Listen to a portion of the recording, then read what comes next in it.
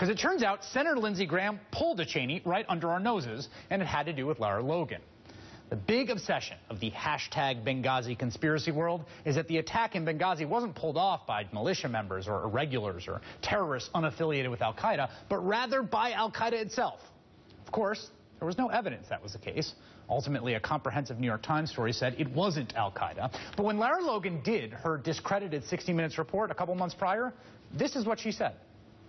Contrary to the White House's public statements, which were still being made a full week later, it's now well established that the Americans were attacked by al-Qaeda in a well-planned assault.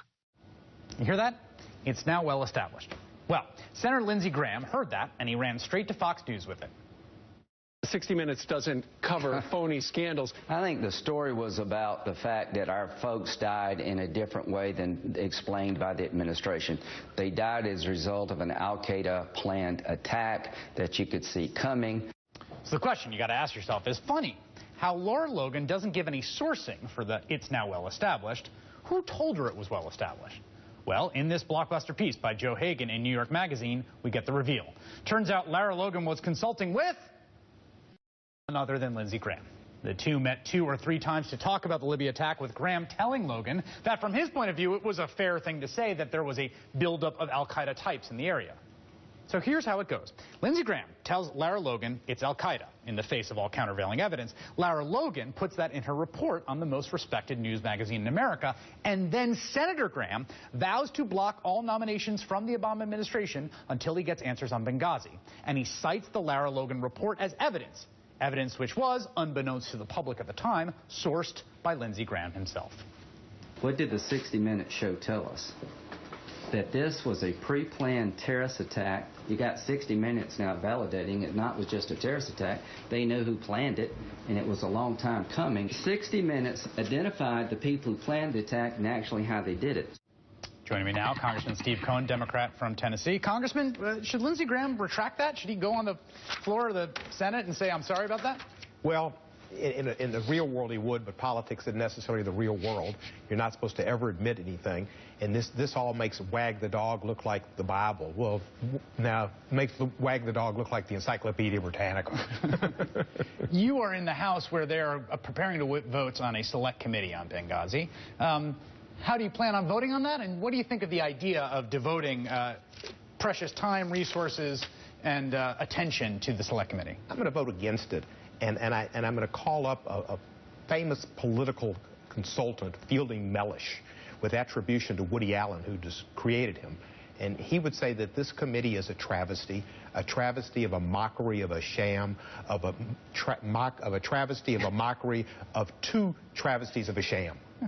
And that's what it is. I mean, it's absurd. This is ludicrous. A congressional committee did not find Osama bin Laden. Barack Obama found Osama bin Laden. George Bush didn't find him. Barack Obama did.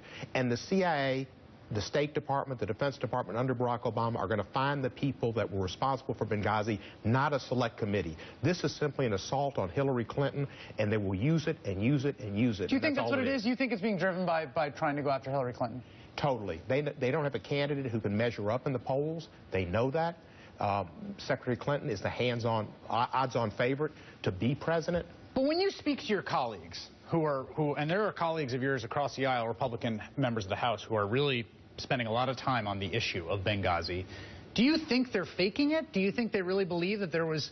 I mean, it seems to me that it's hard to figure out whether this is driven by people trapped in a kind of media bubble in which they're just reading stuff that is confirming that there was some huge cover-up, or whether this is as cynical as folks like you and other Democrats seem to think it is. Some of them have drunk the Kool-Aid, and they probably believe it. But they can't say Hillary Clinton is from Kenya. Right. So they have to say she's an aider and abettor and a cover-up of a sham, of a mockery, of et cetera, et cetera.